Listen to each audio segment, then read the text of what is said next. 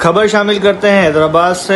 Hyderabad police के माथे का झूमर, इंतहाई दिलेर फर्ज शनाज बेबाक मुजरिमों के लिए खौफ की अलामत। ज़िला हैदराबाद के मुख्तलिफ थानों बतौर SHO के इंतहाई दिलेरी और अपनी जान की परवाह न करते हुए लातादाद डाकुओं, मंशियात फरोशों, बत्ताखोरों को गिरफ्तार किया और सलाखों के पीछे भेजा।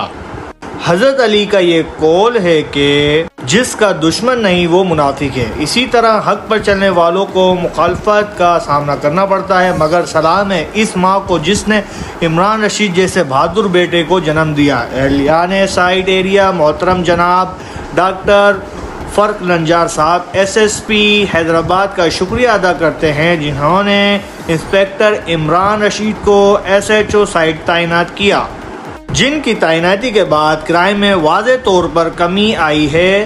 पूरे साइड एरिया के बाकिरदार और शरीफ आवाम अपनी पुलिस के शाना बशाना खड़ी है। हैदराबाद पुलिस जिंदाबाद। रिपोर्टर शरियार अली गोरी, K6 सिटी न्यूज़, कराची।